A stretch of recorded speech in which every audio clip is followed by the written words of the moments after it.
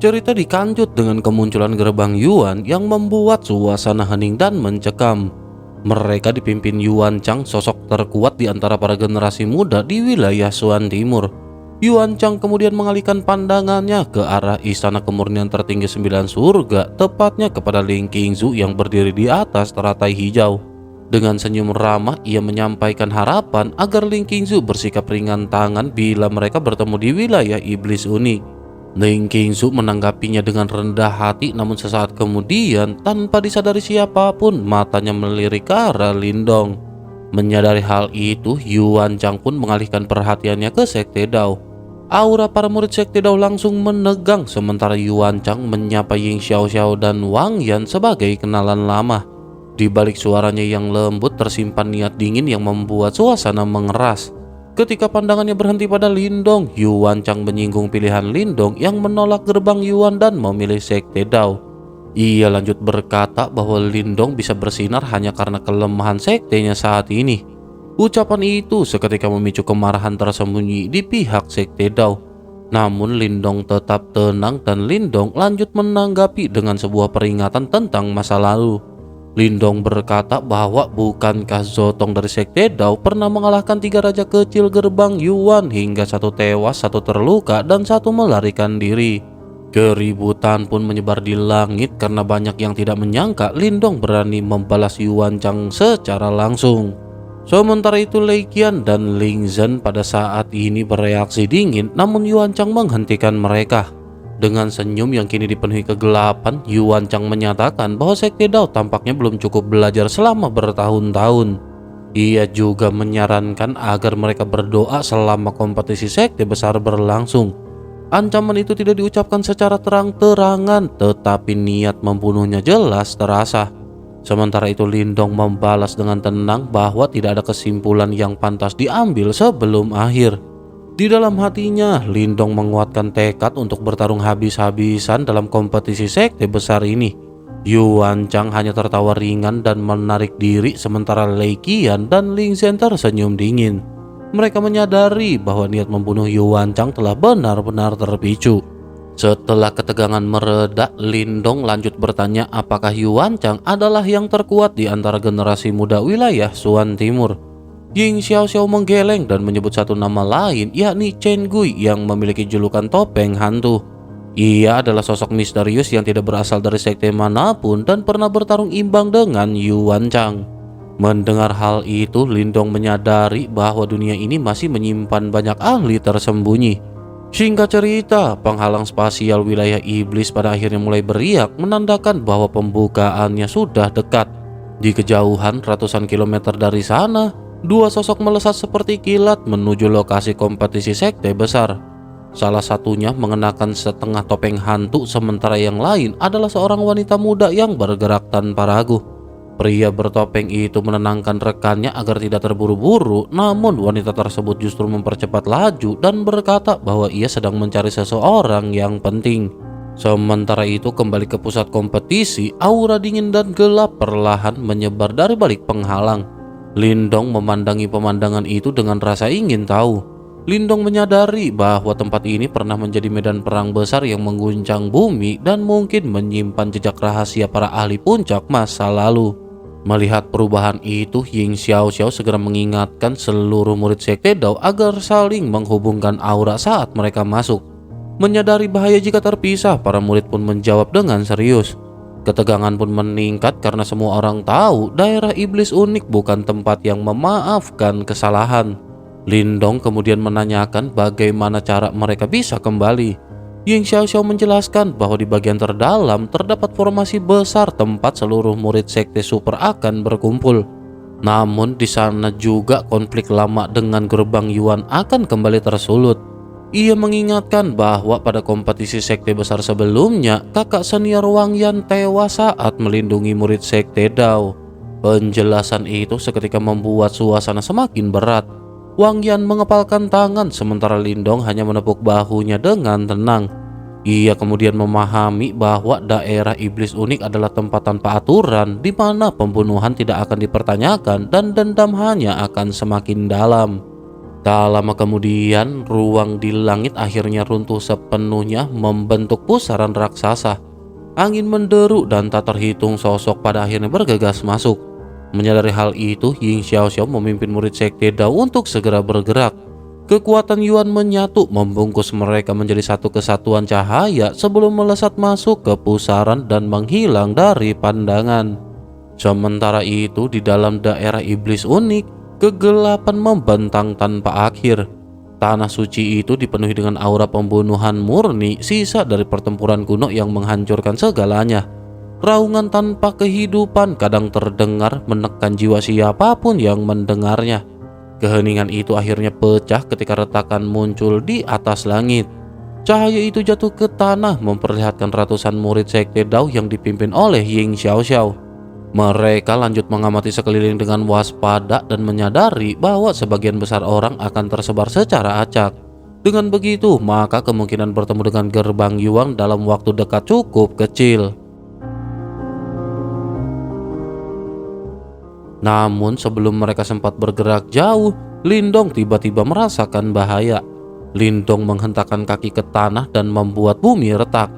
Dari bawah permukaan, monster hitam berduri dengan mata merah menyala bermunculan. Serangan mendadak itu membuat beberapa murid pada akhirnya terjekut. Duri hitam menusuk dari segala arah, namun sebagian berhasil ditahan oleh murid yang bereaksi dengan cepat. Ying Huan sendiri terdesak oleh serangan beruntun hingga sebuah cakar tajam hampir mencapainya. Melihat lautan makhluk itu, Ying Xiaoxiao menyadari kenyataan pahit. Mereka baru saja tiba namun sudah bertemu makhluk paling merepotkan di wilayah ini. Makhluk ini disebut dengan semut iblis. Tanah hitam di wilayah iblis tiba-tiba terguncang hebat, sementara itu monster hitam menyerupai manusia melonjak keluar dari dalam tanah seperti banjir. Semut iblis itu memperlihatkan cakar dan gigi dingin yang memancarkan tekanan kuat, menandakan kekuatan mereka jauh dari biasa. Dalam sekejap, bukan hanya murid Sekte Dao yang diserang, teriakan dan jeritan kematian juga terdengar dari kejauhan, membuat dataran sunyi berubah menjadi medan kekacauan. Lindong juga segera bergerak dan mengayunkan batang pohon hitam dengan kekuatan brutal hingga menghancurkan tubuh semut iblis. Namun jumlah musuh yang terus berdatangan dari segala arah membuat situasi semakin berat. Murid Sekte Dao pun mulai menata formasi dan bekerja sama hingga berhasil menahan serangan meskipun beberapa di antara mereka terluka.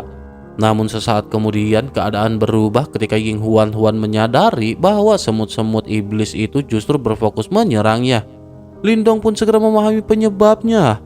Bukan karena kekuatan binasa, melainkan karena Ying Huan memiliki kemampuan serangan gelombang suara, dan itu adalah sesuatu yang tidak bisa ditahan makhluk tanpa energi mental. Selanjutnya, Lindong pada akhirnya meminta Ying Huan untuk segera menggunakan sitarnya.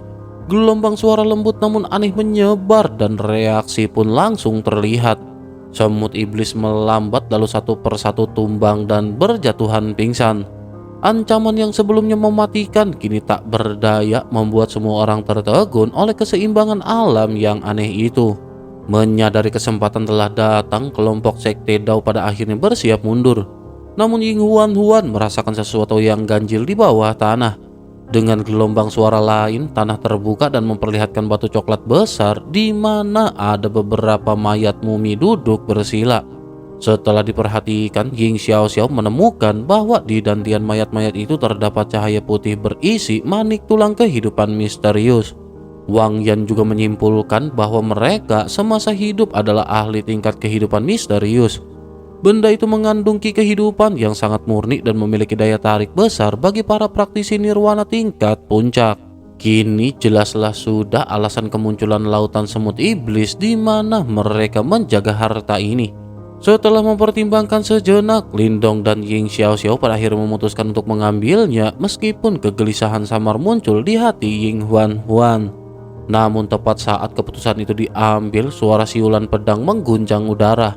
Sebuah pedang cahaya raksasa membelah lautan semut iblis dan melayang di atas mereka.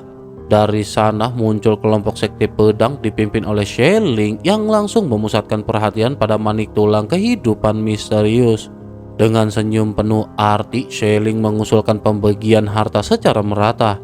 Kedatangan mendadak murid-murid Sekte Pedang membuat Ying Xiaoxiao dan rombongannya mengerutkan kening.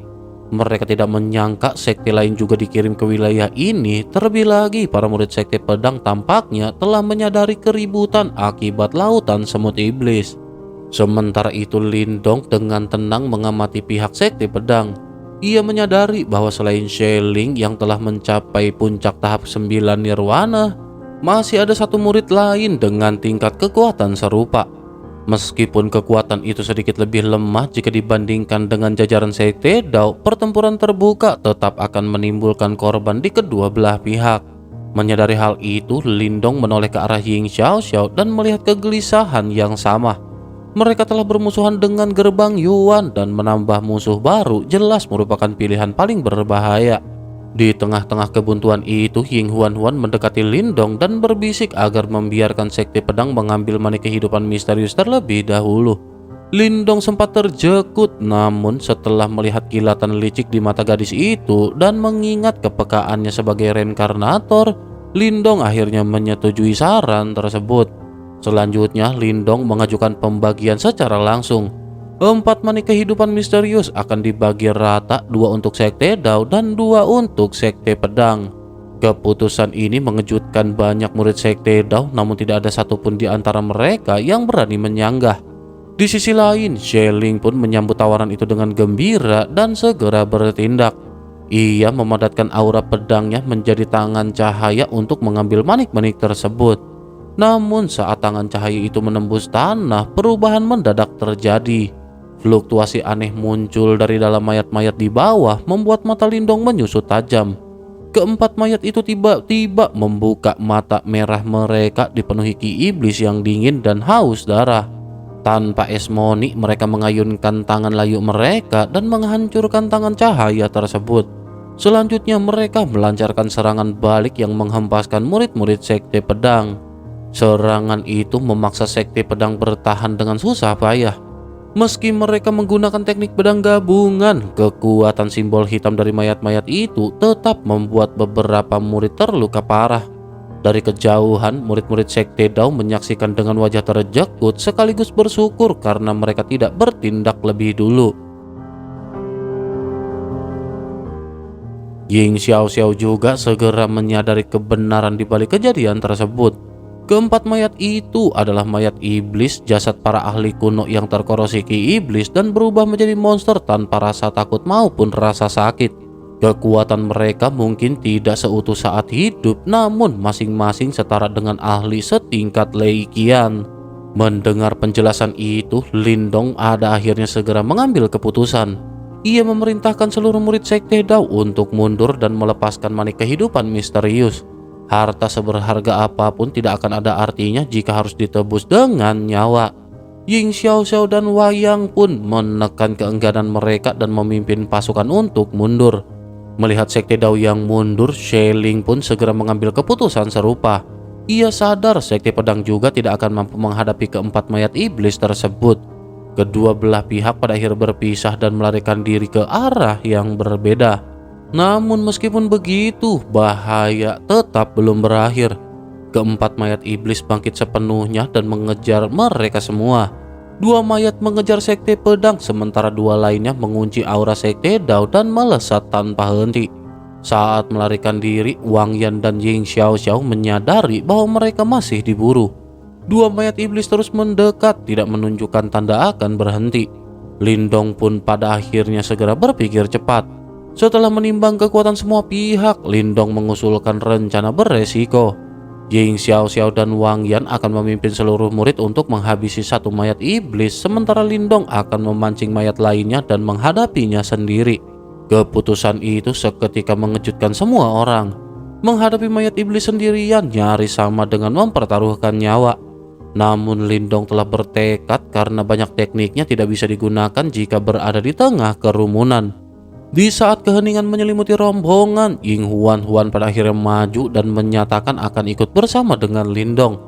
Ia membawa sitar Phoenix surgawi, senjata yang sangat efektif menekan monster iblis melalui gelombang suara.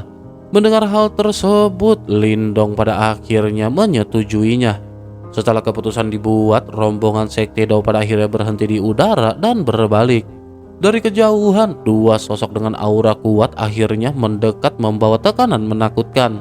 Lindong menatap mereka dengan wajah muram lalu memberikan isyarat kepada Ying Xiaoxiao agar bertindak sesuai rencana dan tetap waspada. Setelah keputusan diambil, Lindong segera melancarkan serangan pendahuluan memancing salah satu mayat. Selanjutnya Lindong dan Ying Huan bergerak cepat menarik satu mayat iblis ini menjauh dari dataran kesunyian. Sementara itu Ying Xiaoxiao memimpin murid sekte Dao membentuk formasi untuk menghadapi salah satunya. Beberapa saat kemudian, Lindong dan Ying Huan mendarat di dataran sunyi dan berbalik menghadapi pengejar mereka. Lindong memilih untuk menahan mayat iblis secara langsung, sementara Ying Huan bersiap mendukung dari belakang. Gadis itu duduk bersila memanggil sitar Phoenix surgawi dan gelombang suara mulai beriak. Sementara itu Lindong mengerahkan kekuatan penuhnya. Tubuhnya berubah, lengan dan kaki menjelma menjadi sisik naga hijau, pohon hitam muncul di tangannya. Namun mayat iblis menyerang Lindong tanpa ampun. Cakar hitamnya menghantam seperti kilat memicu benturan logam yang memecahkan tanah. Lindong juga terdorong mundur dan menyadari bahwa tubuh fisik lawannya jauh lebih mengerikan daripada para ahli tingkat nirwana. Serangan beruntun pada akhirnya membuat Lindong tertekan, namun pada saat genting, nada sitar Ying Huan pada saat ini menggema. Gelombang suara merah menghantam mayat iblis, melemahkan aura pembunuhnya dan memperlambat serangannya. Memanfaatkan celah itu, Lindong melawan balik, namun meskipun terpukul keras, mayat iblis tetap bangkit menunjukkan ketangguhan yang nyaris tak masuk akal. Menyadari serangan biasa saja tidak cukup, Lindong pada akhirnya mengaktifkan mata iblis kesunyian. Cahaya abu-abu menghantam tubuh mayat iblis, disusul telapak surgawi kesunyian yang menghancurkan tanah. Namun meskipun begitu, serangan itu tampaknya masih terbatas. Lindong kemudian mengamati titik lemah di dantian lawan yang terlindung oleh kulit hitam kering seperti benteng. Lindong seketika memahami sesuatu dan Lindong lanjut meminta Ying Huan menahan lawan untuk sesaat. Gadis itu pun berusaha sekeras mungkin. Ia memaksakan diri memetik sitar dengan cepat hingga melancarkan lagu penekan iblis. Not-not cahaya menekan tubuh mayat iblis, namun satu persatu akhirnya mulai retak. Meski darah mengalir dari jari dan bibirnya, Ying Huan tetap bertahan hingga akhirnya pengekangan hancur dan mayat iblis beralih menyerangnya. Pada detik krisis itu, Lindong muncul di depan Ying Huan. Formasi cahaya di tangannya berputar, lalu seberkas cahaya aneh menembus dantian mayat iblis menghancurkan pertahanannya. Tanpa ragu, Lindong menusuk perut lawan dengan tangan naganya dan menarik keluar inti cahaya putih. Reaksi itu segera meruntuhkan mayat iblis dan cahaya merah di matanya padam, dilanjut dengan tubuhnya yang roboh. Pertarungan pun berakhir dan Lindong menghela nafas lega sebelum akhirnya memandang Ying Huan yang terluka. Lindong menegur Ying Huan dengan nada khawatir karena telah memaksakan diri. Namun Ying Huan hanya tersenyum lembut dan merasa puas karena telah membuktikan bahwa dirinya bukanlah beban. Ia lanjut memperingatkan Lindong agar tetap waspada karena mayat iblis itu bisa saja bangkit kembali. Lindong hanya bisa menghela napas, merasa geli namun juga tak berdaya dengan sikap Ying Huan. Lindong lanjut menjelaskan bahwa dirinya sama sekali tidak pernah menganggap Ying Huan sebagai beban. Bahkan justru Lindong merasa di masa depan mungkin dirinya lah yang akan bergantung pada Ying Huan. Penjelasan itu muncul karena Lindong samar-samar menyadari identitas rahasia Ying Huan sebagai seorang reinkarnator.